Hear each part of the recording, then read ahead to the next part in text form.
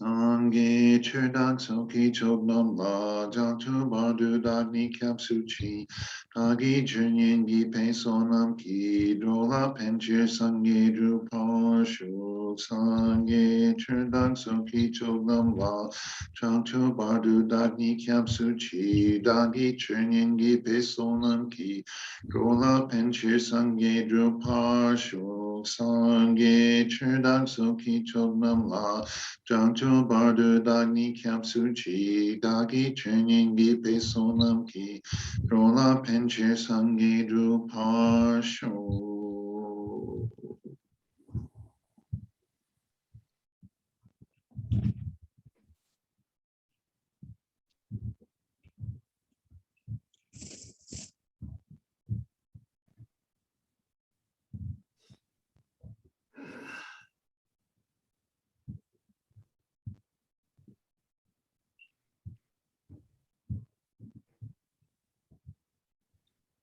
Thank you, Bob. So let's just do a couple of minutes meditation on the breath.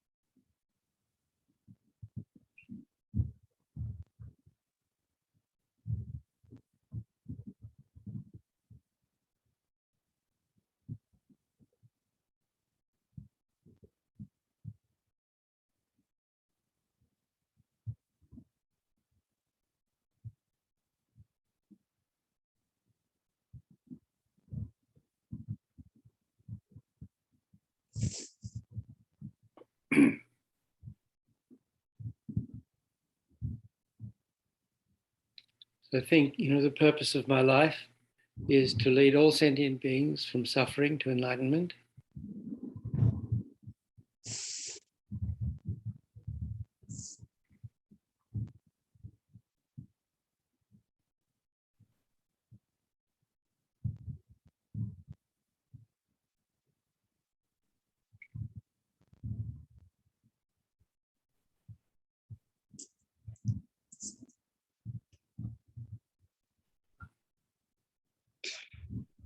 So, try to feel that.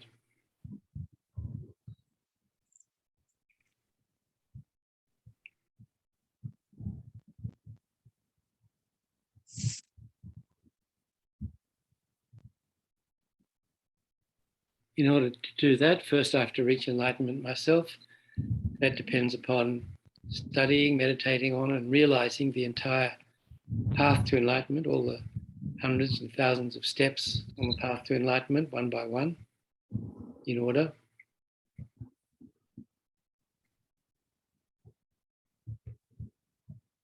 Therefore, I'm going to study the teachings on Atisha's Lamp for the Path to Enlightenment, the first lamrim text, first stages of the path text, that arranged all the 4 decades of the Buddha's teachings into this logical step-like progression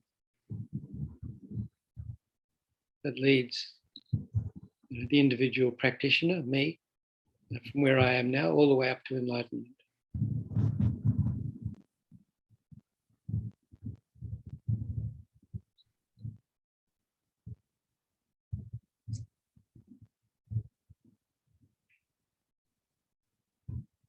So realizing the path to enlightenment depends upon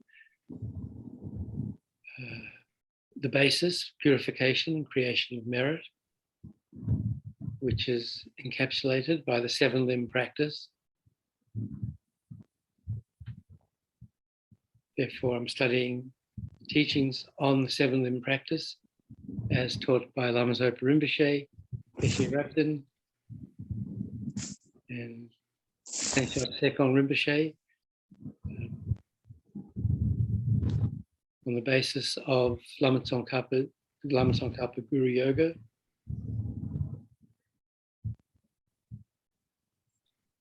Taught here as a preliminary to taking the Bodhisattva vows, which is also essential for reaching enlightenment. So I'm doing all this in order to reach enlightenment, for the sole purpose of enlightening all sentient beings.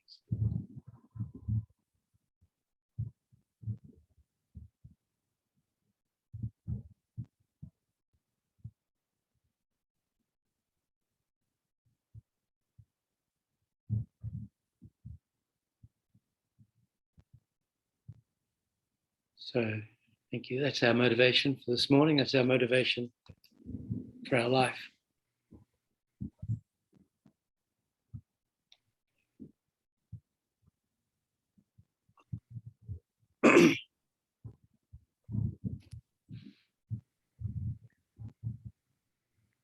So we've been working our way through Lama Zopa Rinpoche's commentary on the Lama Tsongkhapa Guru Yoga practice, Kanden Lhagema. And last week we more or less finished the section on confession. There's actually a lot more in Rinpoche's commentary, Lama Zopa Rinpoche's commentary, that I didn't read, but I think that's the most extensive teaching on this practice of confession that I've seen. So it's well worth looking at that yourself and reviewing what we went through together and studying what we didn't. So then that brings us to the next verse, rejoicing.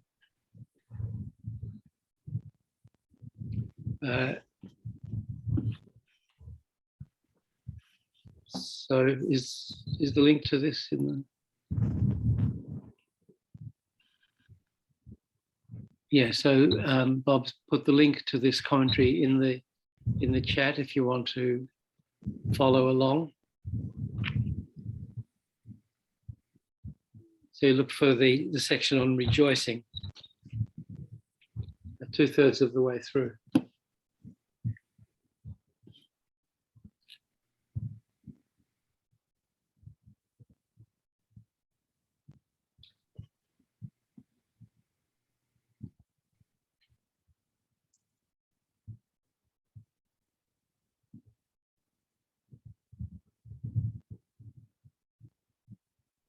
So we just chanted that, we rejoice in your powerful great deeds. Rinpoche's a little more literal translation than the chantable one that we have in our preliminary practices here. He says, you're the Saviour's great action is like a powerful wave that cannot be stopped. You've listened extensively and attempted many practices and have made your body qualified with freedom and richness as meaningful, perfect human rebirth meaningful, by having abandoned the 8 worldly dharmas in this degenerate time.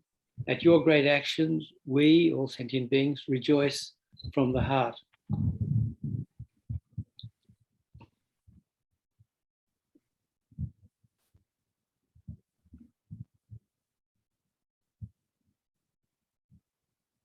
So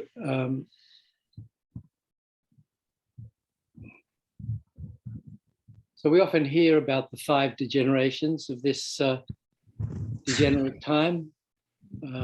This degenerate time seems to have been going on for quite a while. They've been talking about it for at least 1,000 years. So we haven't fully degenerated yet, although the end may be in sight.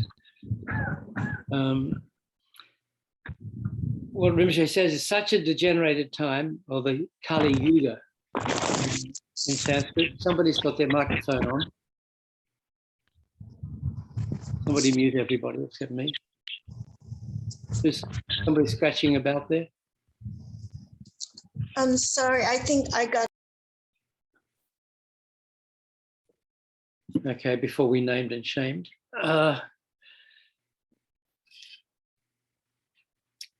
Such a degenerated time means this time of flourishing of the 5 degenerations. So the degeneration of delusion, so delusions are getting worse. A degeneration of views are becoming more extreme. Degeneration of sentient beings are getting worse and worse in their thoughts and behavior. Degeneration of life. Well, at the moment, lifespan is probably longer than it used to be, but I think it's certainly been going down the last year or two, a little bit, and a degeneration of time. So degenerated time gives the idea of it being a time when it's not easy to practice Dharma, as there are so many obstacles, unlike the past fortunate times when human lives were thousands of years long. This is going back to the Buddhist cosmological view of the evolution of the universe or this world system. The time of quarreling is even more degenerate than the degenerate time. So I'm not sure, I forget where the quarreling time, what that references. It's not specifically part of the 5 degenerations. But it becomes more degenerate year by year.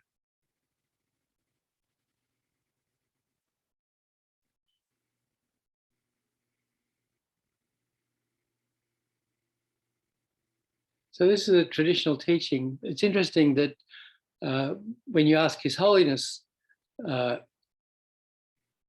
what he thinks of the times, he thinks the times aren't as bad as we think. He says the times aren't as bad as we think. But he also says it's better to be optimistic than pessimistic. It feels better for a start. So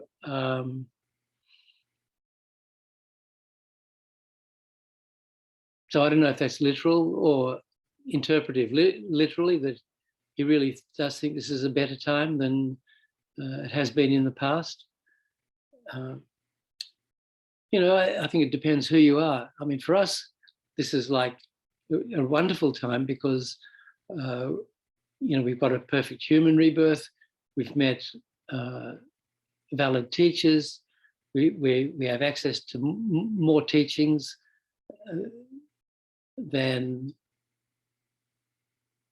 I'd say ever before. In looking globally, more people have access to more teachings than certainly people had in the time of the Buddha. When the people who were around the Buddha were incredibly fortunate and got these amazing teachings from the Buddha and attained realizations very quickly because their karmic obscurations were very, what do we say, Lama Zopa says, thin. You know, the veils of ignorance weren't that heavy. So it was easier for them to understand and realize the teachings. But then as time goes, as we get further and further away from the time of the Buddha, sentient beings, obscurations, veils of obscuration become thicker and thicker. But still, for some of us who've received perfect human rebirth, this is kind of almost the best of times.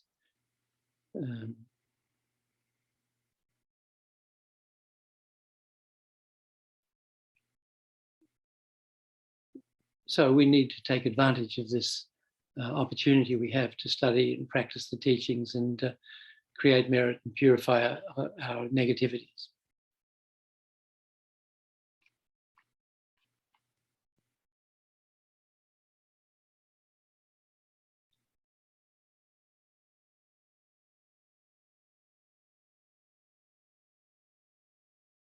So a big part of that is, practicing the teachings on confession and purification that we've been talking about the last couple of weeks.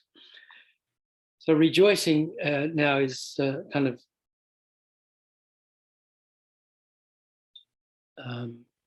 the opposite of the purification. This is particularly creating merit.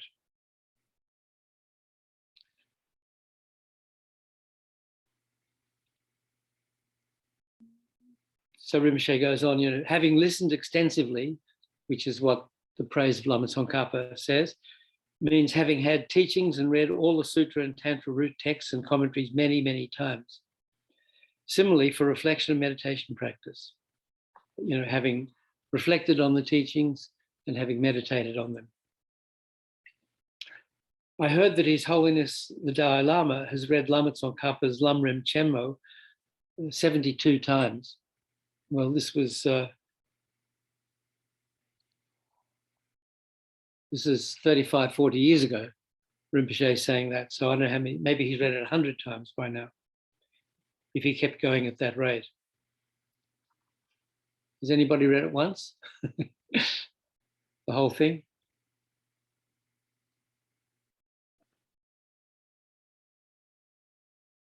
Yes.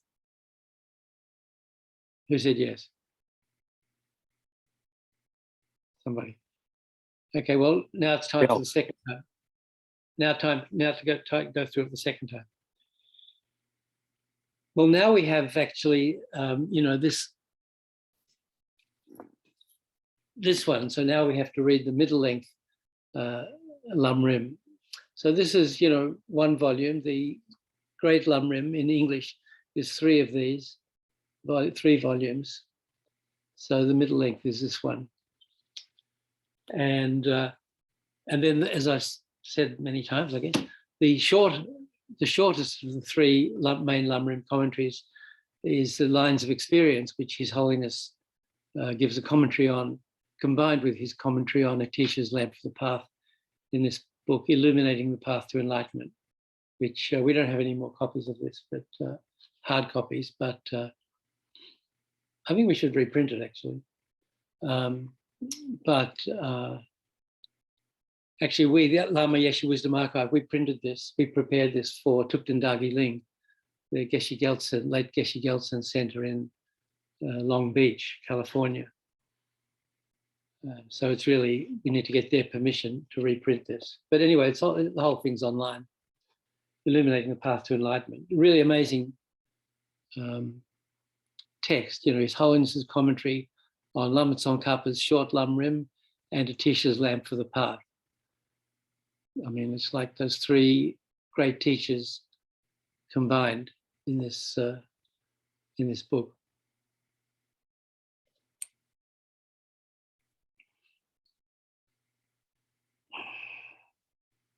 So His Holiness, I don't know how many times His Holiness has read the middle length lamrim.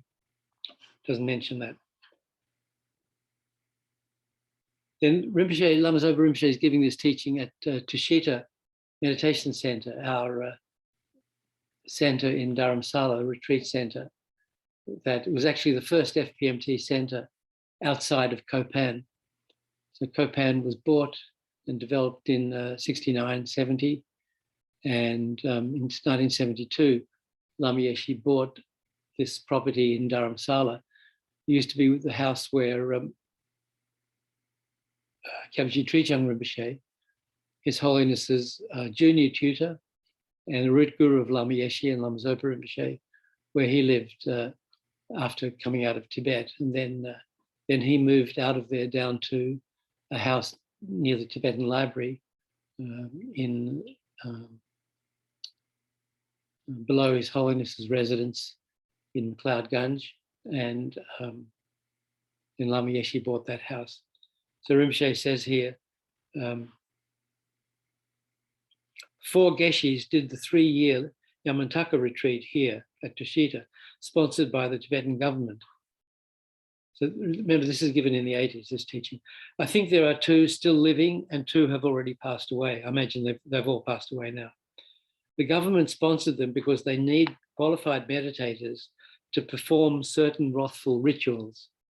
One of the Geshes, Losang Rinchen from Ganden Shatse, had to go to the palace sometimes to fill statues or do some other activities. So one day His Holiness came along and asked him, "How many times have you read Lama Tsongkhapa's Lamrim?" The Geshe said, "I've read it 4 times. So His Holiness then said, "Oh, only 4 times. I've read it 72 times. So that was then. I have one teacher, Yeshe, the teacher who I had before Lama Yeshe. He passed away many years ago. Gen Yeshe is the one, so this is not Lama Yeshe. Gen Yeshe is the one from whom I received the meditation on the Lama Tsongkhapa Guru Yoga practice, which is in Geshe Rapten Rinpoche's notebook, which we regarded as so precious. So I'm not sure what Geshe Rapten's notebook is, but we have Geshe Rapten's another commentary on this practice by Geshe Rapten, which we've been reading and which we'll be having a look at, I think, later this morning again, if we get to it.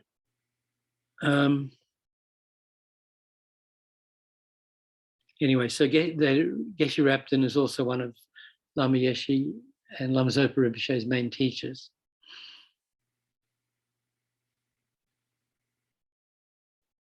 I think that was my first teaching about the sentient beings having been mother and so kind, the 7 techniques of cause and effect. There was no text, but Gen Yeshe taught it, and I wrote it down.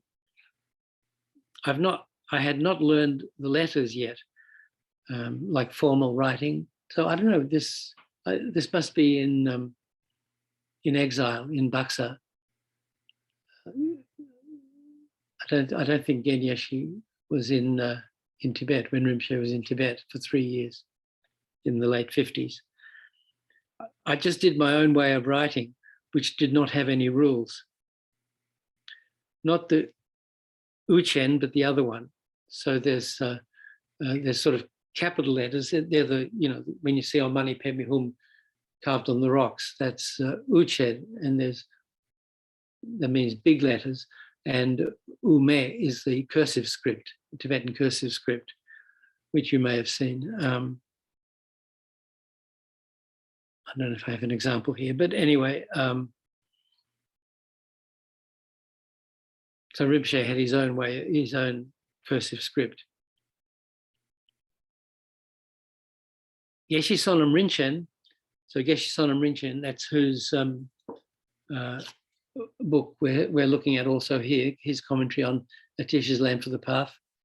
He was a disciple of Geshe Ngawan Dage, the first teacher at the Tibetan Library of Tibetan Works and Archives in Dharamsala.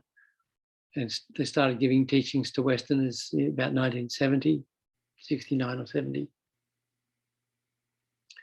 And then when Geshe Ngawandagi retired from that, moved to New Zealand, Geshe Sonam Rinchen took over. So Rinpoche says, Geshe Sonam Rinchen, who was in the same class as Gen Yeshe,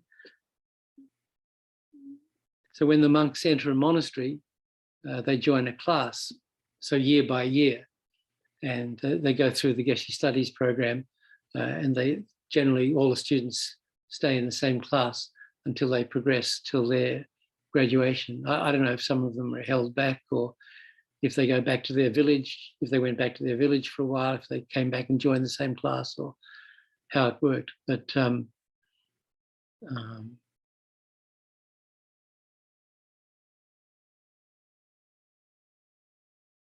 you know, you'll hear the lamas from the monastery say, I was in his class, or I was a class behind him, or so forth. So Geshe Sonam Rinchen, who was in the same class as Gen Yeshe, was telling me how Yeshe left Buxa. That was the refugee camp in West Bengal that they went to in 1959-60. So Gen Yeshe left Buxa and used to live in the Bhutanese houses on the mountains and lead an ascetic life. Then he left to wander around India and just live at any place suitable for practice. They met, and Geshe Sonam Rinchen and Gen Yeshe, he said, I've read the lamrim many times, and when I examine, I find I know the subject, so I have the material. I have enough to meditate on. So he did not need to go to somebody for instructions. So that, you know, that's why often they emphasized traditionally and still memorization of texts. So the young monks spend so much time memorizing texts. And one, you know, that comes back from the early days in Tibet, when they study, they'd complete their course of study, then go to the mountains to meditate. And they couldn't carry all these heavy texts with them, but they had them in their mind. So they kind of had this internal library that they took into retreat, and they could, when they wanted to think about a point or hear what Nagarjuna said about this or Lama Tsongkhapa said about that, they could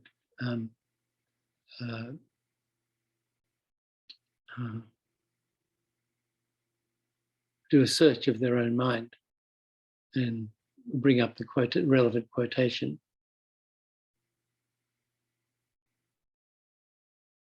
Also, by doing memorization, it really was kind of like weight training for the mind, you know, really strengthened their minds and developed their concentration. Because if you're memorizing, you really just have to focus on what you're memorizing and blot everything out. So it helped develop concentration. So there are a lot of benefits. You know, as I said last week, when we were getting teachings on the Abhidharma Kosha at Kopan from Geshe Jampa Gyatso,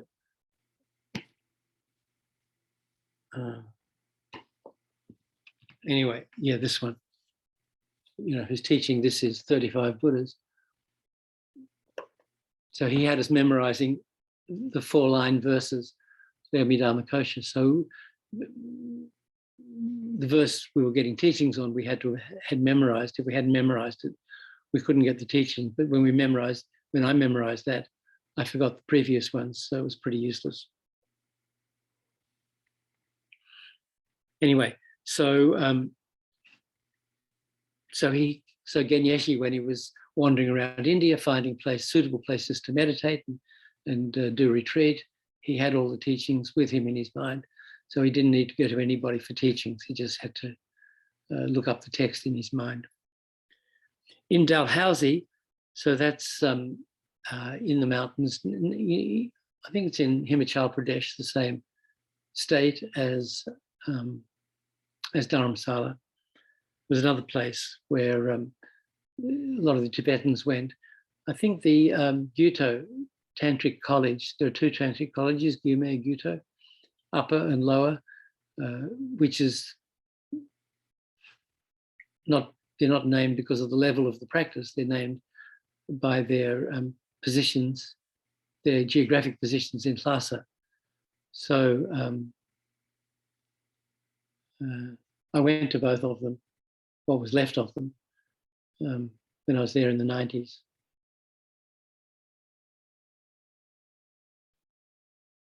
Gyuto and Gyume.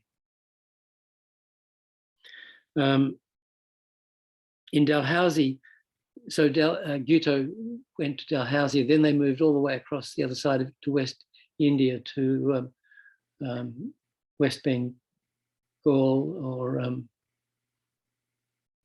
Assam, or somewhere, some really relatively inaccessible place.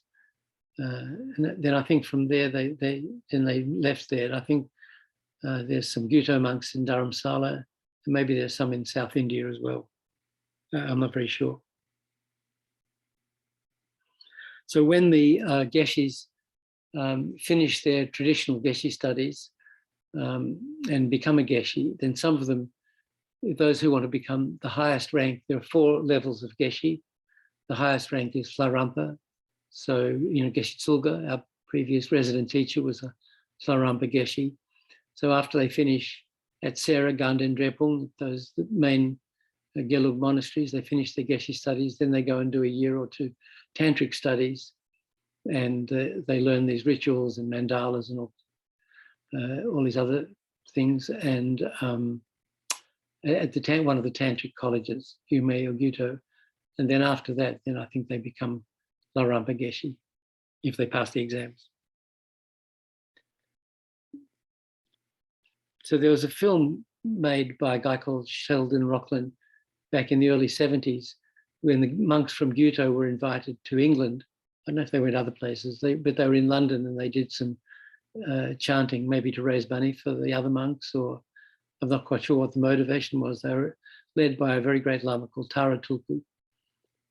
And at that time they were in Dalhousie, and the film called The Tantra of Gyuto, I don't know if it's online or not, it's called The Tantra of Gyuto by Sheldon Rockland. And there are scenes of their life in Dalhousie at the Gyuto monastery there, as it was in the early 70s, before they moved.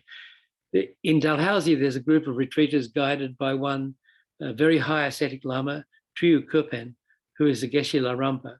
He and Sekong Dorji Chung, who passed away in Nepal, so that's it. That Sekong Dorji Chung is not the Sekong Rinpoche, whose teachings we're looking at here also on Ganden Lagema. Sekong Dorji Chung was a very high Lama who had a monastery in Swayambhu in Nepal.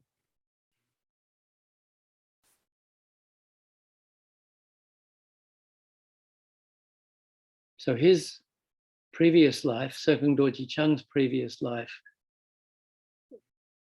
was the father of Sekong Tsenchab Rinpoche, the one whose teachings we are studying. And Sekong Dorji Chung was said to be a reincarnation of Mapa, the translator, and Tsenchab, Sekong Tsenchab Rinpoche, Tsenchab Sekong Rinpoche, was said to be a reincarnation of Dharma Dode, who was Mapa's son. That? Remember that there'll be a quiz later. I don't know if I got it right. I think I like that.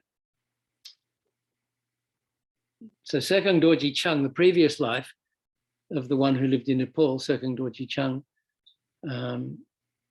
his father was one of the gurus of the 13th Dalai Lama. And I believe he was one of the very few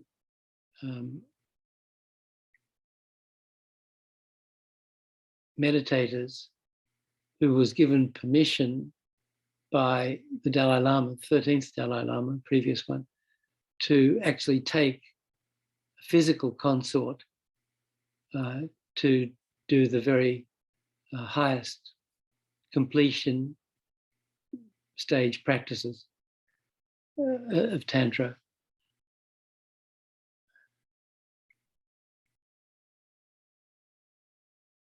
So he when he was given permission, he might have been a monk. So then he would have disrobed and done those practices. But then he also became the father of Second Senchab Rinpoche, the one who lived in Dharamsala and was one of the debate partners. That's what Senchab means. Debate partner of His Holiness the Dalai Lama.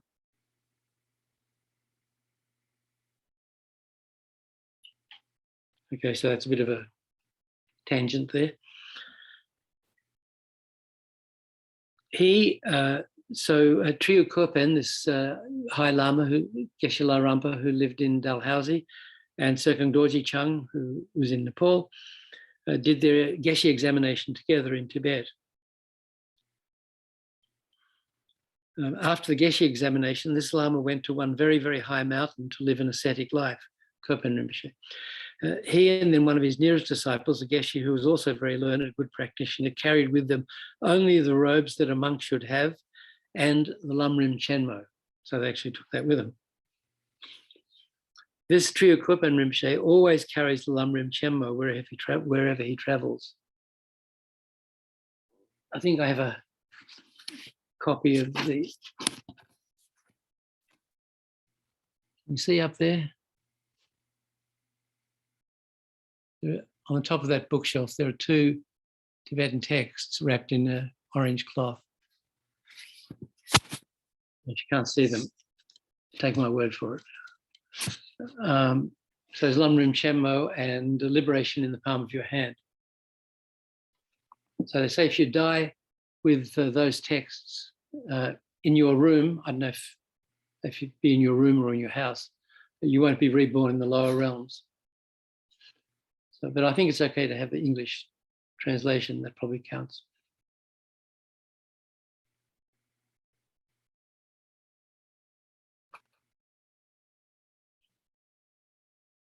They say that, but personally, I'm not convinced that's all you need. I think you need to have done a bit of practice as well and be living in refuge. So they carried the Lamrim Chenmo with them. They were looking for caves. When Genjampa Wangdu was telling me, it sounded like it was a huge mountain that was always foggy on top. It did not sound like a very pleasant mountain.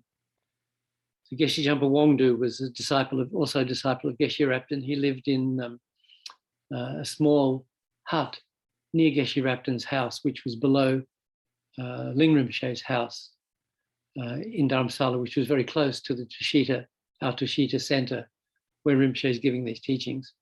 And then when Geshe Rapton went to Switzerland in the mid-80s, Geshe Jampa Wangdu, who was a great meditator and a very close friend of Lama Yeshe Lama Zopa Rinpoche. And we received teachings on Chulen from him. I talked about these nectar pills, taking the essence, that you could go into mountains with, and all you had to do is take one of these pills and have, and you could live on that.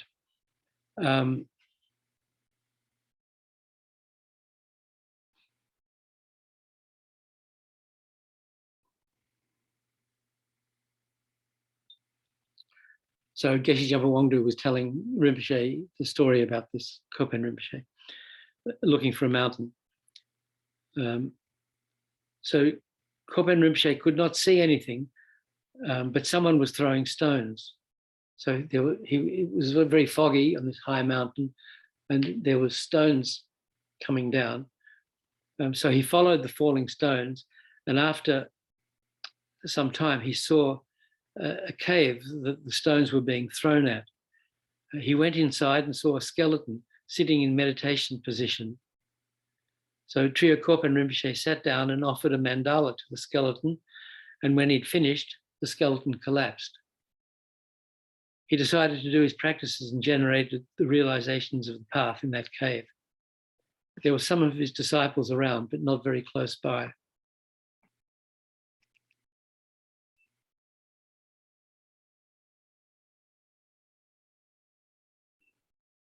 Anyway, there's a group in Dalhousie guided by this Lama So Geshe Sonam Rinchen and the other people told my teacher, Genyeshi, you can go there to practice and live an ascetic life. But Genyeshi said, oh, I've studied enough. And when I examine, I know I have enough subjects to think about, so I don't need to go to some group.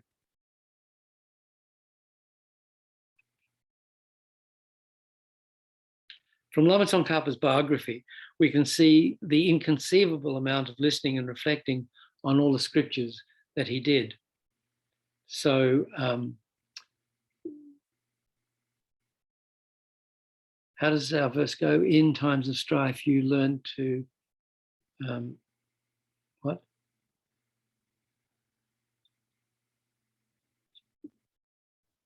In time of strife, you learn and practice, shun mundane concerns. What's the first line? In time of strife, you strove to learn and practice. Okay, you strive to learn and practice. So that's what Rinpoche is talking about. In time of strife, you know, the time of the 5 degenerations, you strive to learn and practice. So he's extolling the virtues of Lama Tsongkhapa's extensive studying and learning.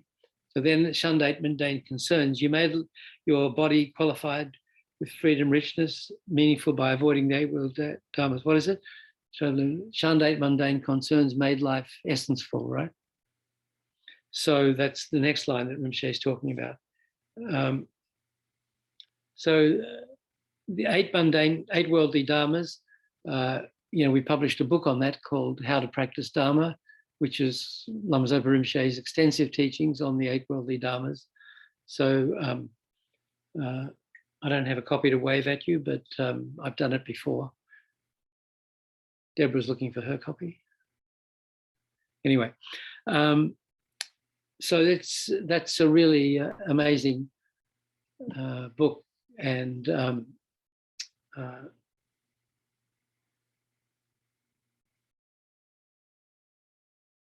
How to Practice Dharma, Lama Zopa Rinpoche, yeah. So regarding that point, at one time, Lama Tsongkhapa was teaching 108 learned monks who were Dena Dzimpa, which means holder of the 3 baskets of teachings in the place called Turlung. So Turlung is west, I think this Turlung is west of Lhasa. It's where Lama Yeshe was born, Dechen Turlung Dechen. And over near where Tsupu, near where the Karmapas monastery was too, that was near there. Dena Dzimpa. Dena Sum means the Tripitaka, the 3 baskets of teachings, the Abhidharma, the Sutra, the Vinaya Sutra and Abhidharma teachings. 3 baskets of teachings, 3 collections of teaching. Zinpa means holder. So holder of the 3 baskets of teachings. So all these 108 learned monks who were holders of the 3 baskets, they went to a place called Turlung. Lama Tsongkhapa was teaching. While Lama Tsongkhapa was granting them the happiness of Dharma, Manjushri sent him a message through Pao Dorji, through another great Lama there. The message was that Lama Tsongkhapa should go to a solitary place to practice. But because Lama Tsongkhapa was giving teachings to so many sentient beings, Pao Dorji felt uncomfortable at passing on this message. In other words, he had doubt. So he said to Manjushri, Choje Lotsoa, Lama Tsongkhapa, is doing great activities for the teachings. And if I tell him to stop teaching and go to a solitary place to practice, I'll be criticized by the people who are taking teachings. He then asked Manjushri to be excused from giving this message. Manjushri said, how can you tell? How do you know whether what Lama Tsongkhapa is doing now is benefiting the teachings or not? This way of giving explanations just from the mouth will not benefit at all. If it continues like this, after Lama Tsongkhapa has passed away, there'll be nothing to benefit the teachings. Just this cannot benefit. You have to consider all sentient beings equal in space, not just the 108 people who are taking teachings, verbal teachings from him right there. In other words, Manjushri said that just caring about the number of sentient beings there was not enough. and Lama Tsongkhapa should go to a solitary place and practice while thinking of all sentient beings. In other words, even if they're upset because the teaching is stopped in the middle, he has to think of the benefit of sentient beings equaling infinite space.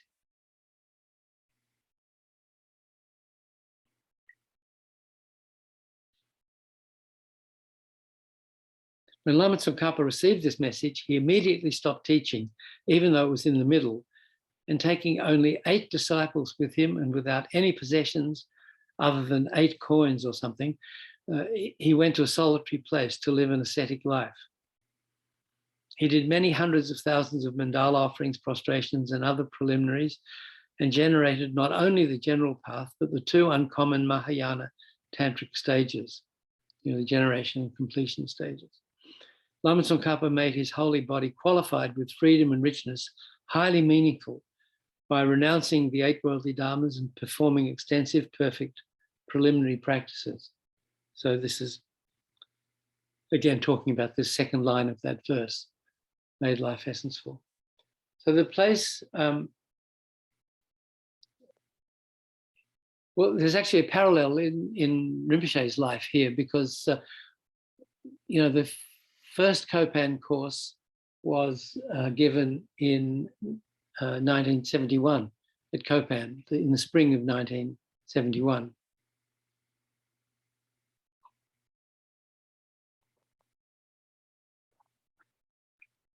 So that was given at the insistence of Lama Yeshe Lama Zopa Rinpoche's first Western student, Zina Rashevsky.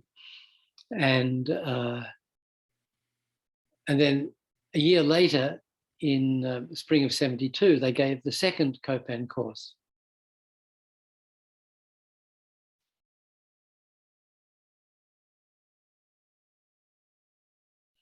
So there are about 20 people at the first and about 20 people at the second. And during the second course, Lama Yeshe Lama Zopa Rinpoche received a message from His Holiness Trijang Rinpoche that he was giving teachings on, I think, the Haruka body mandala, and that they should come to these teachings. So even though they were in the middle of a Kopan meditation course, they left and went to receive teachings from His Holiness Trijang Rinpoche in Dharamsala. So thinking of the general benefit to all sentient beings, rather than the benefit of the 20 people at Kopan, they left. And I think Anila Ann, one of their first Western nuns, who'd been there for a couple of years, I guess, at that point, she finished giving teachings at the course. So I'm not sure how she felt being dropped into that situation, but when I was traveling with the Lamas in 75,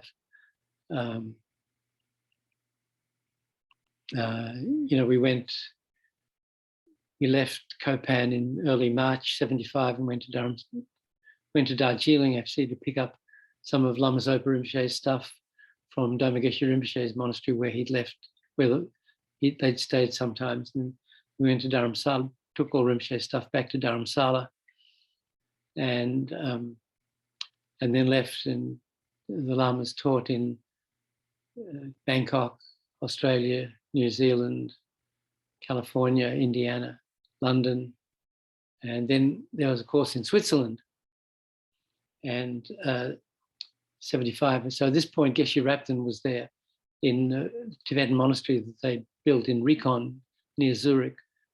And the course that the Lamas were giving was near Geneva. And Trijang Rinpoche, Solange Trijang Rinpoche was visiting at Rikon. So when we got to Switzerland and the course started, on the second day, the Lamas decided they were going to go to Rikon they couldn't be in the same country as their root guru without seeing him, so they had to go. So they left me in charge of, I don't know, 150, 200 people at the course, maybe not 200. Anyway, maybe around 100 or a bit more. So I was really cheesed off that the lamas would go. I wanted to go with them to see His Holiness Srijnana Rinpoche, but so I kind of felt. I mean, I didn't realize what I know honor or a vote of confidence to leave me leading this course in their place, but it happens. So anyway, so Lama Tsongkhapa got the message, he immediately stopped teaching, and he went to this place called Wolka. So I haven't been there, but Wendy went there when she was in Tibet. I don't know, 3 years ago, was it? 3 or 4 years ago. She went on pilgrimage with a group of people from Singapore, and Wolka, this retreat place of Lama Tsongkhapa, which is not far from the Lake Lama Latso, which is the Oracle Lake, where when the Dalai Lama passed away, the monks would go, the High Lamas would go to look at this lake. So I thought it was going to be this. I've been there once. I thought it was going to be this like huge lake, but actually you go to there's a monastery of the first Dalai Lama, which is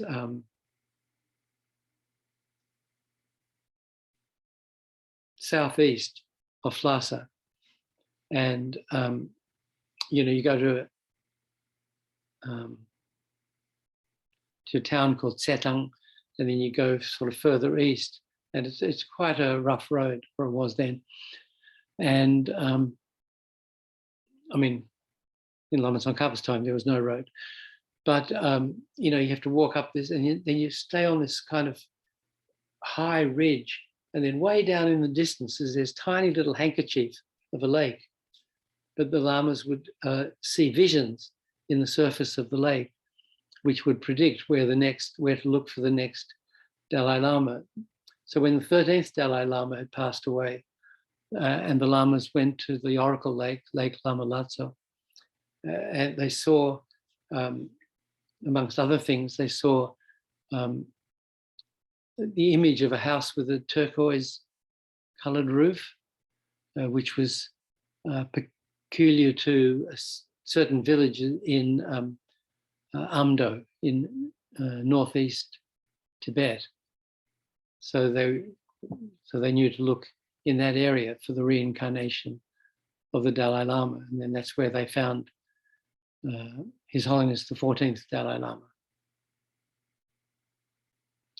So if you look if you're on this high ridge looking way down there at the lake, if you were to go down there to the lake and then go up past the lake and then around it sort of to the left, I guess back slightly northwest, then you'd come to Wolka, which is the place where Lama Tsongkhapa went when he quit this teaching and took these 8 disciples, and he did all these preliminary practices. When we do the 35 Buddhas, when we recite their names, we recite Deshin Chegpa and then the name of the Buddha, or Tathagata, so this Buddha, that Buddha, So when Lama Tsongkhapa was doing this practice, he did 100,000 prostrations to each of the 35 Buddhas, which comes to 3.5 million prostrations. When he first started doing it, he was chanting the names of the 35 Buddhas, and he had a vision of the 35 Buddhas, but they were all missing their heads. So you could just see their bodies, but not their heads. So then he added Deshin Chegpa, Tathagata, to the beginning of the Buddha's name, and then when he had the vision of the 35 Buddhas, then they were intact with their heads.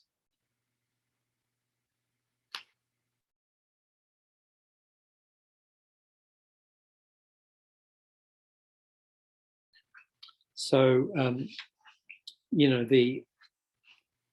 Geshe Gyaltse's book, that has the names of Deshin Shekpa Dorji Ningpo Rabtu Jombala Chag Solo, Deshin Shekpa Rinchen. So the name, actual name of the Buddha is given in italics, Dorji Ningpo Rabtu Jompa, but then the Deshin Shekpa or Tathagata is added at the beginning. So that was Lama Tsongkhapa's experience. So, you know, for us doing this, it's very precious connection with Lama Tsongkhapa when we do this practice, especially adding Deshin Shekpa or Tathagata to the name of the Buddha, because that was his experience. So he did 3.5 million prostrations. And then he did, I don't know, hundreds of thousands of mandala offerings. So with a mandala offering, you know, we have these nice mandala sets with a brass base, very smooth. He used a piece of slate. So when you start, you rub the thing with your forearm 3 times anti-clockwise to purify and 3 times clockwise to bring blessings. So his forearm was all, the skin was worn away and bleeding. I don't know if it made a mess on the mandala base or not, but that's the story. So he, in other words, they practiced very hard and stressed the importance of doing these preliminary practices, which is what we're talking about here. What can be understood from Manjushri's advice to Lama Tsongkhapa is that even arhats, the higher bodhisattvas, and even the 10th bhumi bodhisattvas, the highest level of bodhisattva, cannot work for sentient beings perfectly. Without achieving a state of omniscient mind, one cannot work for the sentient beings equal in infinite space perfectly. What actually benefits every single sentient being is generating the lamrim realizations, renunciation, bodhicitta, and shunyata, and then tantra. Those are of actual benefit to all sentient beings. Until one attains the 3 principal paths, you know, renunciation, bodhicitta, right view of emptiness, there's no way to achieve enlightenment. So no way to really benefit all sentient beings. Therefore, this is the most important, the very first thing one needs to succeed in. Each day you're able to bring your mind closer to the lamrim path and generate the lamrim realizations within your mind, especially bodhicitta, makes your life more meaningful. So each day, if we get closer and closer to enlightenment, that's making our life meaningful. It is good to teach Dharma. It's good to do all those other things, such as educating others, giving medicine to others, building hospitals or schools, or doing many of these things which help society. But doing these things is not the greatest purpose of human life. However, if you can do both, develop your mind in lamrim practice, as well as those other activities to benefit others, it is the most courageous, without question. But if you do not get to live an ascetic life in a solitary place, do not generate the lamrim path, or even do those other activities for temporal benefit, such as teaching Dharma, helping with education, giving medicine, there's no benefit at all to other sentient beings. Compared with giving those temporary benefits, it is much better to teach other sentient beings whatever Dharma you know, so they can accumulate as much merit as possible. But giving just those temporary benefits is better than doing nothing. Otherwise, your life will be empty, of no benefit to others or yourself. Your life will be completely depressing if you do not give help to others with your mind or speech or even physically. So, you know, giving material benefit is better than doing nothing. You know, giving medicine or those other food, shelter, and so forth. But that's not as good. So, you know, when we talk about the perfection of giving, you know, there are these 3 aspects of the perfection of giving. There's material giving, such as giving food to the hungry, or money or shelter to the poor, and so forth. There's the giving of fearlessness, which is saving the lives of others or protecting others from fear. But then the highest form of giving is the giving of Dharma, So, you know, supporting the Dharma Center, which is the source of Dharma teachings for others, or, you know, giving teachings yourself, explaining the Dharma, you know, turning people onto the path. That's the highest form of giving. But even higher than that, of course, is doing purification practices, creating merit, studying teachings, meditating on them, and realizing them. So if we can do all those things together, that's a really full life.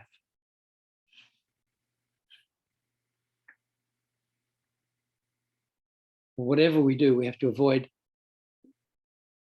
you know, whichever of those activities we do, we have to avoid the 8 worldly dharmas, you know, doing things just out of attachment, just to benefit this life itself alone.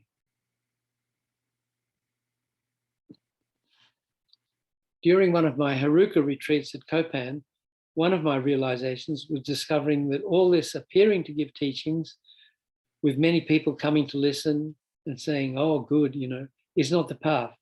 It's kind of cheating myself. But this is Lama's great wish. During Lama's time, Lama Yeshe's time, he did not always emphasize that I should teach, but though I rejected the idea of going to the West and so on, Lama said there's a need to go to the West. He gave that advice so many times. So thinking this is Lama's main wish, and particularly from now until Lama's incarnation is able to give teachings. So Rinpoche is giving this teaching in 1984, which is just a few months after Lama Yeshe passed away. And Lama's incarnation had not been even looked for, let alone discovered. So until Lama's incarnation is able to give teachings and we have the karma again to receive teachings from him, teaching is some sort of offering. Thinking of that point is something which makes the mind happy. Also, by listening to the teachings, others accumulate some merit. However, the whole thing comes down to karma.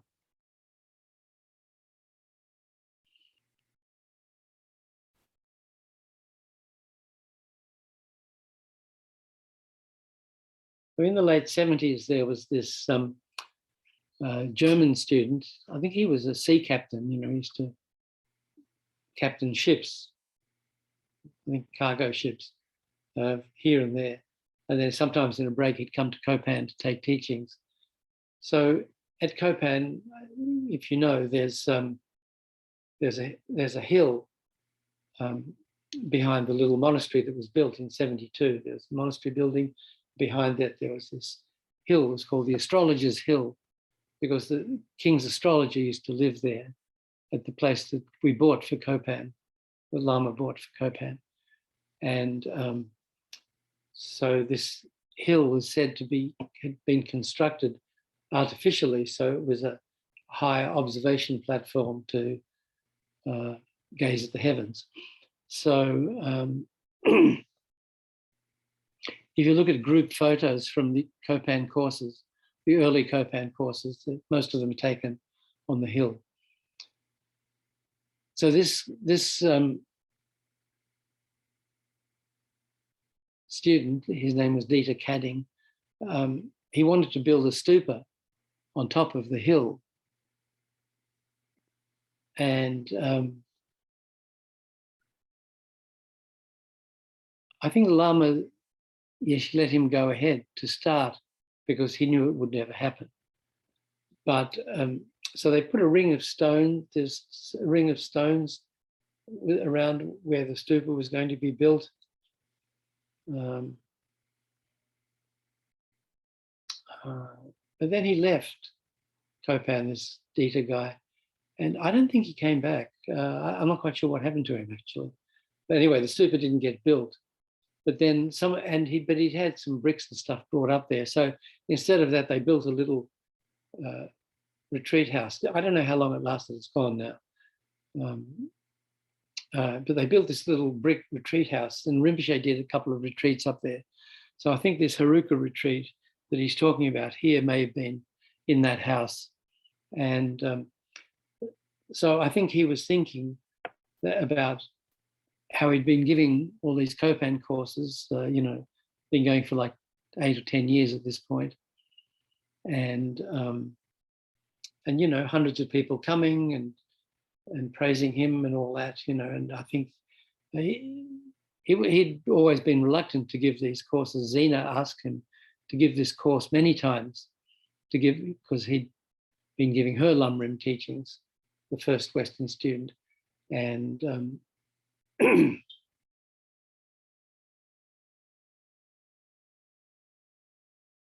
and then Rinpoche went to Lama and said, look, she keeps asking me to give teachings. And there are a lot of, Lama was giving teachings, I think on Sundays. Lama used to give a teaching and people would come up from Kathmandu, most of them probably stoned. And this was kind of the cool thing to do, to go up and hear this Lama talk in his broken English. And then Zena had friends from all over. She was fairly widely traveled in Europe anyway, in the States. And so friends of hers used to come to visit. So she wanted her Lama to give teachings to her friends. So I think Rinpoche's English was probably better at that point. And she wanted him to give this lamrim course. So finally he went to Lama and said, look, she keeps asking me to give lamrim teachings. And so Lama said to him, well, if it'll be of benefit, then you should do it. So I guess Rinpoche did some observations or thought about it and realized it would be of benefit. So then he gave the first Kopan course, and then, the rest history. So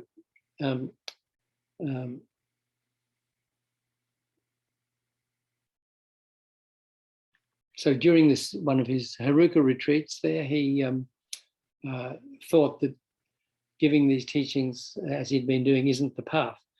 It's kind of cheating himself. So he's thinking it's the path, but it's not.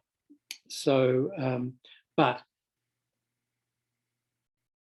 trumping that is the fact that it was Lama's wish that he give teachings. So, the highest form of practice is doing what makes your guru happy, what is following your guru's instructions. So, so I think Rinpoche felt that doing that was, giving those teachings at Kopan, was following Lama's instructions. So there was a higher benefit there. And then by extension, then when Lamas were invited to go to the West, again, Rinpoche didn't really want to do that. And in fact, in one year, I think it might have been 79, he was in Laudo in the summer during the retreat, and this whole series of teachings in the West had been planned. And Lama, 79, I don't know, you have to read Big Love to get the details, but I think it was 79.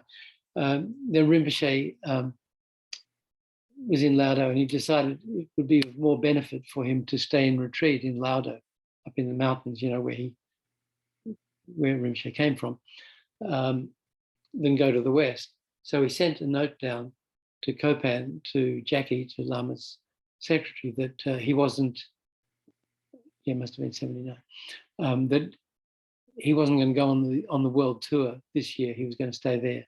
So then there was huge panic amongst with Jackie and Peter Kedge, who was the Lama's assistant at that time, and by extension to the centres, that all these programs that had been planned around the world weren't going to happen because Rinpoche decided to stay in Laudo rather that year instead of going. So the Lamas had been travelling to the West every year at that point for a number of 5 or 6 years, and so they rented a helicopter. Jackie rented a helicopter and flew up to Laudo to to drag Rinpoche out of his cave and to bring him to the West. So, so the helicopter had to land. There was a little village called Mende just below Laudo. There was a flat area, and then Laudo was up there. So, so the helicopter landed, and of course, everybody knew there was a helicopter coming. You can't disguise that, and I'm sure Rinpoche knew what it was coming for. But then, so then Jackie probably had to run up to Laudo and said, "Look, the helicopter's waiting. You've got to go now. It's not going to wait forever." So Rinpoche did some observations with his dice, you know, and I guess he decided, okay, he better go. So Lama sent his helicopter for him. So so then he had to pack up his stuff and run down there. And then his mother and sister were sort of hanging onto his robes, wailing, "Don't go, don't go." I mean, I can't imagine the scene. So so then he left on the helicopter and went to the West and gave all his teachings. So it's all part of this shtick, I don't know.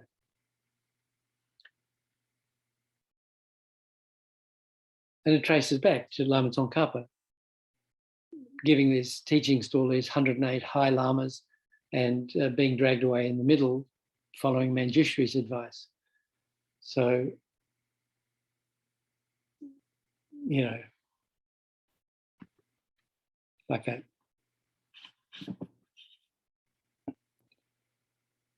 So the whole thing comes down to karma. So, you know, the students in the West had the karma to receive these teachings, so the karma dragged Rinpoche out of retreat and to the West that year.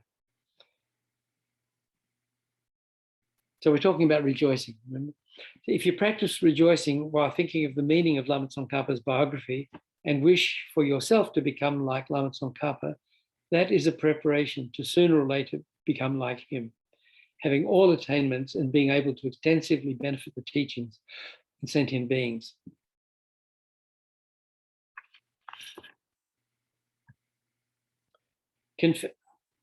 Well, it's 11:30 already. Confession is a remedy for all three poisonous minds and enables the achievement of non-abiding nirvana, the complete cessation of both obscurations, the obscurations the obscurations of the delusions that keep us in samsara, and the obscurations to knowledge, the thinner obscurations which prevent us from attaining enlightenment.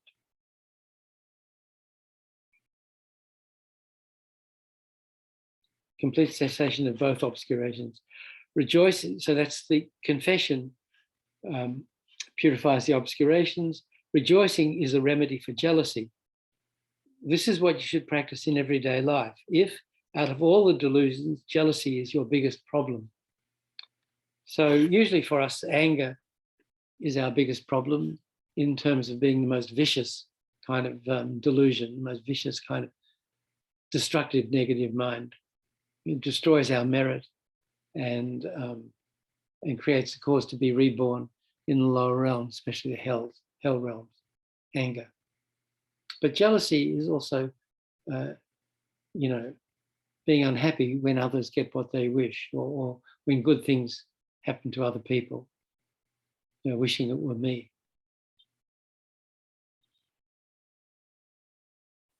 So jealousy is your biggest problem. You know, so the result of overcoming jealousy, the result of rejoicing, is a holy body without flaws or any ugliness. Anybody who sees a Buddha's holy body sees it as perfect, without ugliness. And however often they see it, they always want to see it again. So that's like, you know, the insatiability of seeing a Buddha's holy body, that you could never get tired of it. It's how we feel about His Holiness. Another result is that one will turn the Dharma wheel. So one, you know, will teach Dharma. I will make some clarification regarding rejoicing at Lama Tsongkhapa's biography. In Pabonga Dechen Ningpo, in Pabonga Rinpoche's elaborate Ganden Lagema prayer, it says, I'm not sure if, I don't know if Lama Tsongkhapa's Ganden Lagema prayer is translated into English. I have to check. Who can guess at Manjushri's unique three secrecies? This means that only the Buddhas themselves can comprehend the secret qualities of the holy body, speech, and mind of Manjushri, or Lama Tsongkhapa. So Lama Tsongkhapa is said to be a manifestation of Manjushri, the Buddha of wisdom. And I think when he was 10, he had his first vision of Manjushri, and Manjushri appeared to him in person. Even in the general view, he has in his holy mind all the teachings and commentaries on the view of the teaching which appeared as advice. So that's Pabonka Rinpoche saying that. This refers to the teachings of the Buddha and the commentaries by the pandits and yogis, such as Nagarjuna and the Sangha, which explain the meaning of the Buddha's teachings on the extensive path and the teachings on the profound path.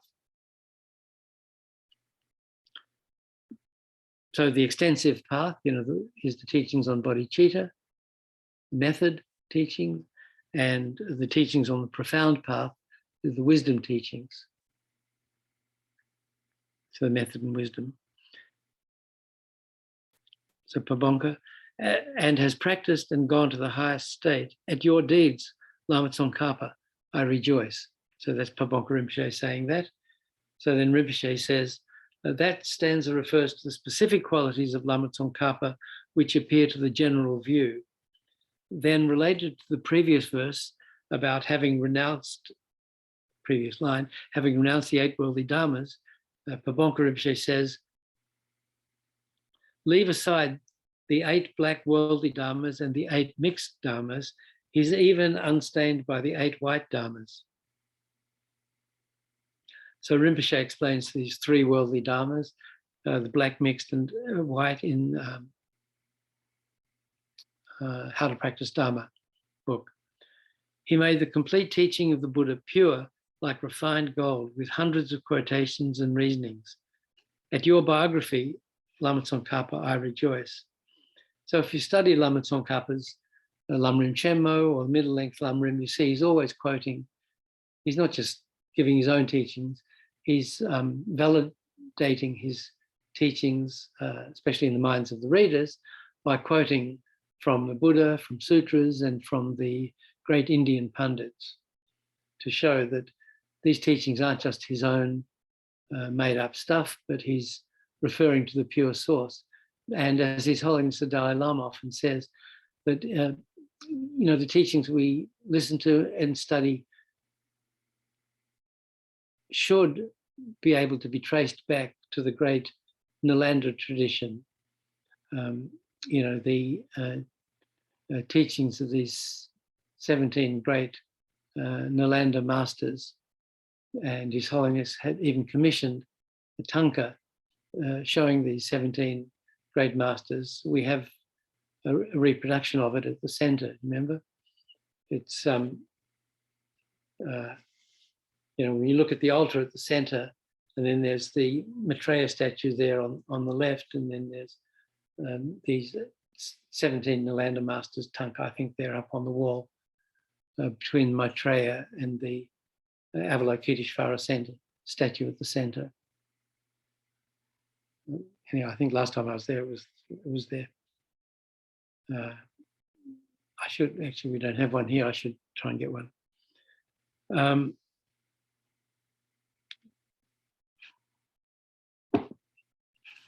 So Pabonka Rinpoche is praising Lama Tsongkhapa's teachings, who validates his teachings with quotations and reasonings. The 8 black worldly dharmas are those Nagarjuna explained.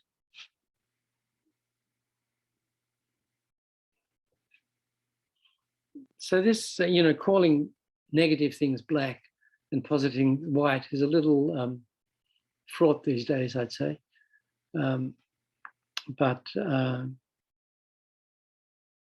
Anyway, that's That's how they were described.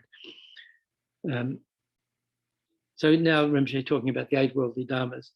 Liking comfort and disliking discomfort, wishing for a good reputation and disliking a bad or having no reputation, wanting praise, disliking criticism, wanting to receive materials and not liking not receiving materials. So when we have what we like, we cling. When there's attachment, clinging to comfort, there's a dislike for discomfort, and similarly with the rest. So all actions done out of these 8 worldly concerns are the black worldly dharmas, the negative worldly dharmas, except some particular actions which become virtuous due to the power of the holy object. So, if we get attached to the stupa at Kurukulla Center, so the attachment, like this worldly motivation of liking the stupa, maybe negative, but because of the power of the stupa, it kind of mitigates that attachment.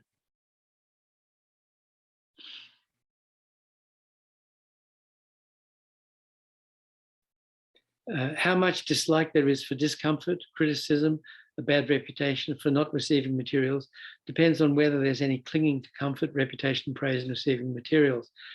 Actions done out of a worldly concern to have comfort in this life or to prevent discomfort in this life and so on, except those particular actions mentioned previously, are the 8 black dharmas. So worldly concern means concern for only the happiness of this life. So they're just the regular 8 worldly dharmas we talk about that are motivated by attachment and clinging to the happiness and comfort of this life. So acting under that sort of motivation is negative, it creates negative karma and results in suffering. The 8 mixed dharmas are actions done out of the self-cherishing thought. So even if an action is not done out of worldly concern, but it's done out of self-cherishing, it's a mixed worldly dharma. So it may not be a regular 8 worldly dharma because there's no attachment, but if they're self-cherishing, then it's a mixed worldly dharma. It can't become a cause of enlightenment. Then, even if one does not have self-cherishing, if an action is done with the wrong conception of clinging to things as truly existent, it's one of the 8 white worldly dharmas. So it doesn't create negative karma, but it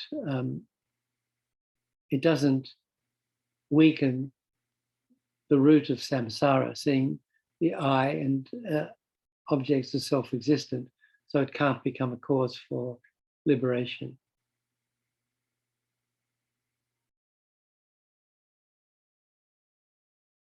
In Lama Tsongkhapa's biography, it says all his actions in each 24 hours, besides being unstained by black and mixed 8 worldly dharmas, are unstained even by the 8 white worldly dharmas.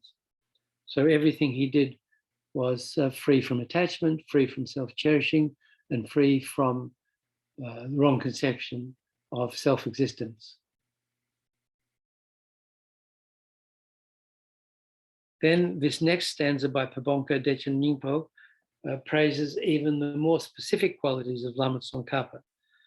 The previous learned ones were hallucinating regarding the meaning of profundity, or regarding, the meaning of emptiness and dependent arising. All the Tibetans were lost in a maze in the darkness of wrong views. Only the pure wisdom sun gave breath through the illumination of dependent arising. In your teachings, Lama Tsongkhapa, I rejoice. So Lama Tsongkhapa's emphasis on the connection between emptiness and dependent arising, it clarified the meaning of emptiness, the prasangika, the highest view of emptiness. So I think he's saying other learned lamas who did not have that highest Madhyamika view and who adhered to lower schools, either Svatantrika or Chittamatra,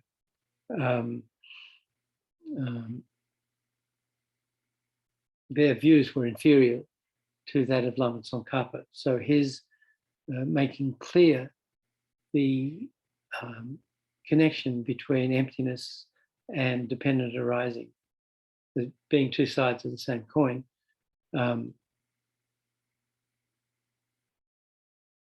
established him as head and shoulders above other teachers.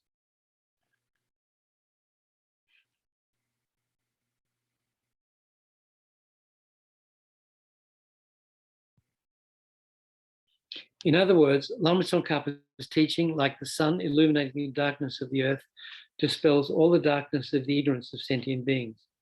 There are so many teachings, but just the light of his teachings on dependent arising alone gives breath to the sentient beings. This can be related to the sufferings of the lower realms or to karma and delusion, the true sufferings. Thus, gave breath can mean liberated from the lower realms those who are suffocated by the sufferings of those realms, and also liberated those with the body of a happy transmigratory being in the upper realms, who are suffocated by karma and disturbing thoughts, the true sufferings. So gave breath to them means liberated them from suffering and the true cause of suffering. He's using the simile of somebody suffocating, for example, in a gas-filled room, and because of not being able to breathe, being difficult to survive. There are so many incredible clarifications of the most difficult points of Sutra and Tantra in Lama Tsongkhapa's teachings, which other learned ones could not understand. They had wrong ways of thinking due to not understanding the correct meaning of the Buddha's teachings. Even one teaching on dependent arising gives breath or liberation to sentient beings.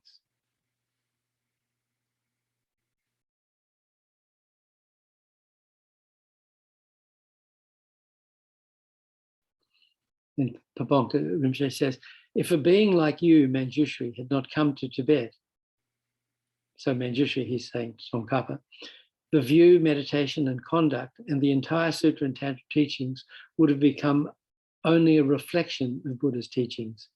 And all the Tibetan people would have taken refuge in just that reflection. Therefore, instead of the real thing, therefore I especially remember your kindness and rejoice. So we're talking about rejoicing here. These three verses these three lines embody all of Lama Tsongkhapa's biography. Lama Tsongkhapa said, the virtuous action which requires little effort but with which one is able to accumulate great merit is rejoicing. Rejoicing is a virtue that you can practice. So Rinpoche says, rejoicing is a virtue that you can practice with the mind alone, without the need of any particular activity of body or speech. While you're walking down the road, while you're talking, while you're eating, while you're lying down on the beach. It needs no particular activities nor great effort. And if practiced, it accumulates infinite merit. One king asked the Buddha, I have to work for the populace, so I have no time to study or meditate and so on. Is there any suitable practice that I can do? Buddha gave the king these three practices: rejoicing, bodhicitta, and dedication. As these are just mental activities, the king was able to accumulate unbelievable merit in a very short time. So we can do that too, while we're lying down on the beach, or we may have to wait for the summer for that, but you can lie on your bed instead, and you can have posters of the beach above your bed, so you can visualize lying on the beach. Then you can rejoice, generate bodhicitta, and dedicate the merit.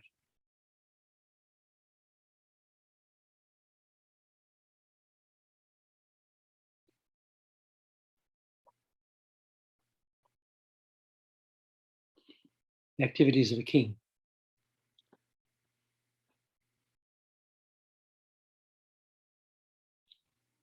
Through feeling happy about your own 3 times merit, past, present, future, the merit increases greatly. By practicing rejoicing at other sentient beings who have a lower level of mind, less realizations than yourself, you receive more merit than them, who put effort into accumulating it. Then, if the other person has a higher level of merit mind than you, you gain merit equal to half the merit you're rejoicing at. For example, Pabonka Dechen Nyingpo said in his notes on the lamrim that one of his root gurus, Tagpa Rinpoche, said, if one is not a bodhisattva, by rejoicing for just a second at the merit accumulated by a bodhisattva in one day, one receives equivalent of half that amount of merit. To accumulate that merit without practicing rejoicing requires being born as a human being and accumulating merit for 15,000 years. So just rejoicing at the merit of a bodhisattva, rejoicing the merit that a bodhisattva creates in one day, we can receive half that merit, or 15,000 years of perfect human rebirth accumulation of merit. This gives you an idea of the incredible length of time it takes to accumulate such merit. Rejoicing is thinking something like, how wonderful it is that this bodhisattva accumulated this merit in one day. So, we're lying on the beach thinking this. How wonderful it is that this bodhisattva accumulated this merit in one day. Now, this is in regard to one bodhisattva, but there are numberless bodhisattvas. So you can rejoice in the merit that they all accumulate in one day. So this is without considering each bodhisattva's 3-time merits that created by the bodhisattva in past, present, and future. So infinite number of days.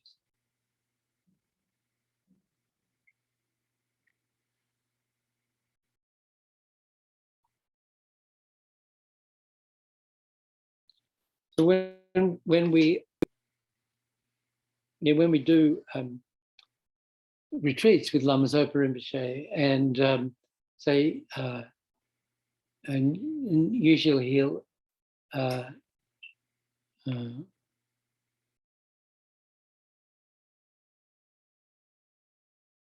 have us start the day by doing some the preliminary practices and 35 Buddhas and so forth, and then doing Guru Puja. And when we get to the rejoicing verse, then we stop.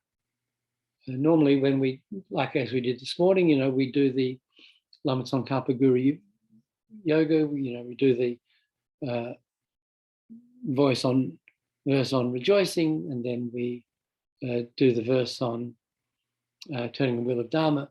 So we just go straight on. But Rinpoche will have us stop and do a meditation on rejoicing. So sometimes, if he's there, that can go on for quite a while.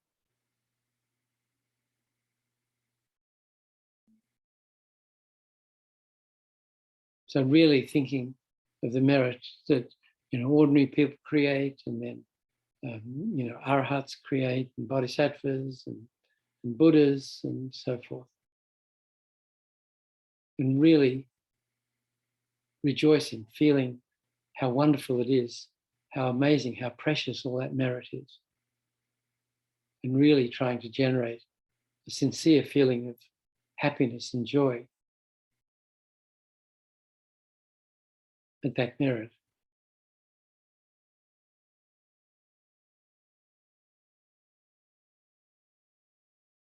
How wonderful it is. Seeing merit as the cause of all happiness and success.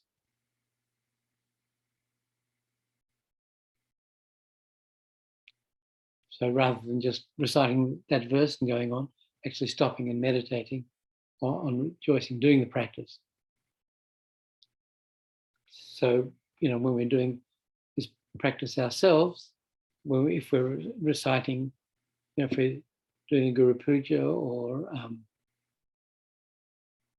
Lama Tsongkhapa Guru Yoga, or any other 7-limb practice.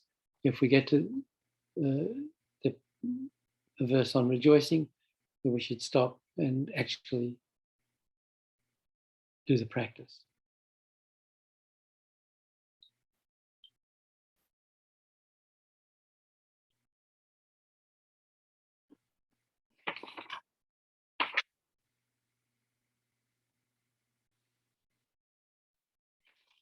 I'm going to stop there, but we're nearly finished this section, so I think I'll just quickly go through it. When practicing rejoicing, first rejoice at your own 3 times merit. Like a mother in a poor family would feel happy if her beloved child found a diamond or 1,000 rupees or something in the garbage. Or like parents feel happy when their children find a good job or get a certificate or a degree. Then rejoice at all sentient beings' 3-time merits and temporal ultimate happiness as a result.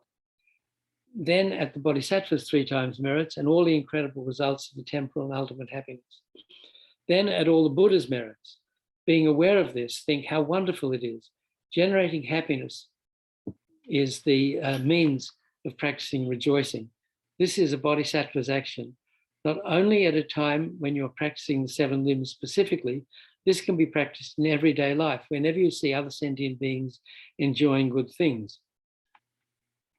Whenever you hear about other people having had a good retreat or having a good time, much experience, when you see that other people have more Dharma knowledge than you, even others having a good body and wealth or whatever good things they have, feel happiness in your heart all the time, how good it is. Even about the helpers around you, about any good thing you see others having. As a mother feels about her children when they do something good or when they get something valuable, then jealousy or other disturbing thoughts that make you unhappy will not arise.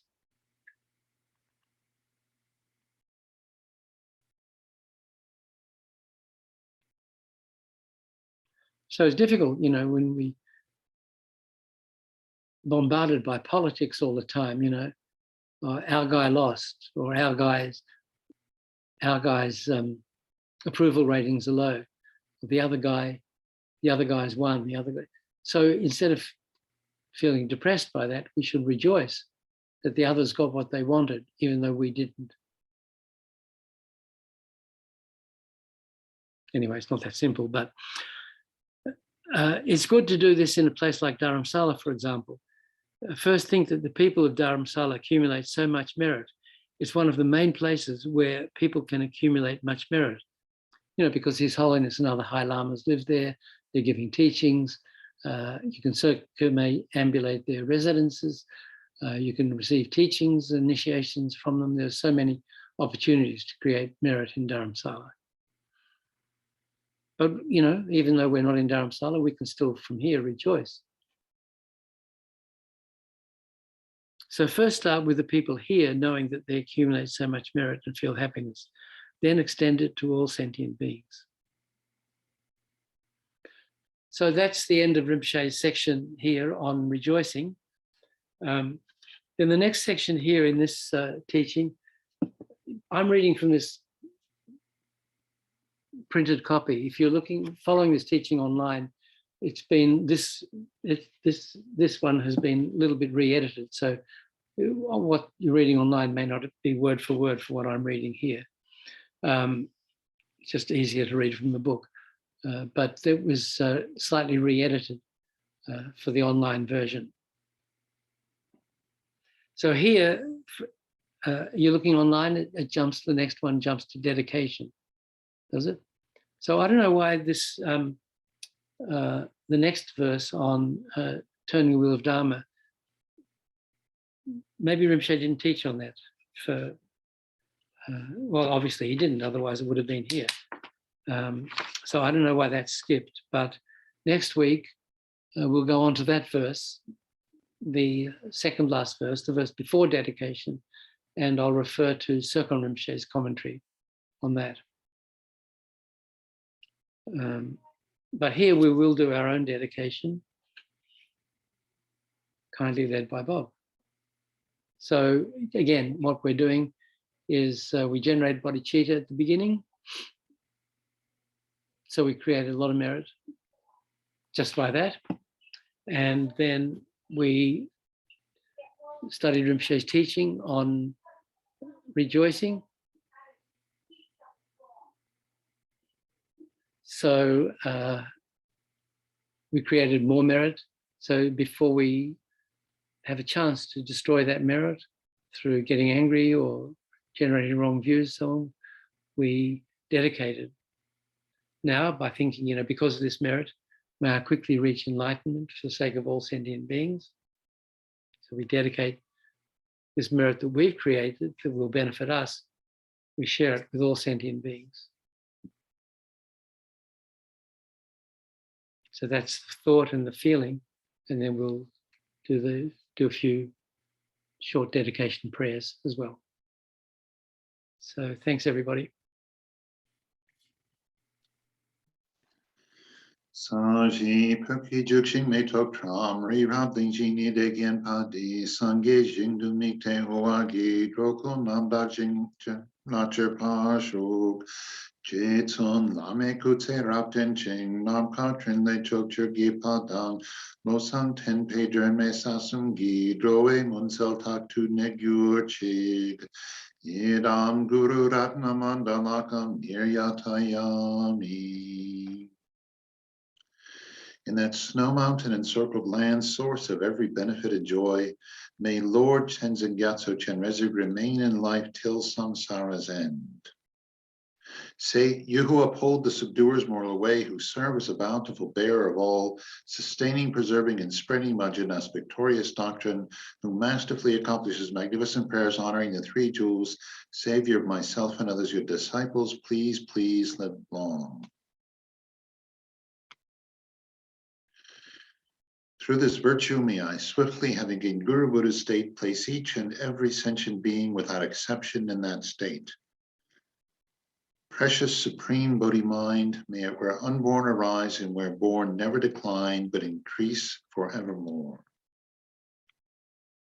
Nikmet se wei ter chen chen rizik, dream a kin pei wang po jong til yang, gang chen ke pei su gen song ka pa, lu sang rang pei jab la so wa de. Thank you, Nick. Okay, thanks, everybody. I think I said we're going to look at turning the wheel of Dharma with Circle Rinpoche's commentary. I think we'll use Geshe Rapton's. Anyway, tune in next week to find out what we're doing. Okay. Thank you, Nick. Thank you, Thanks, Nick. everybody. Thank you. Bye, Thank everybody. you. Yeah. Ciao.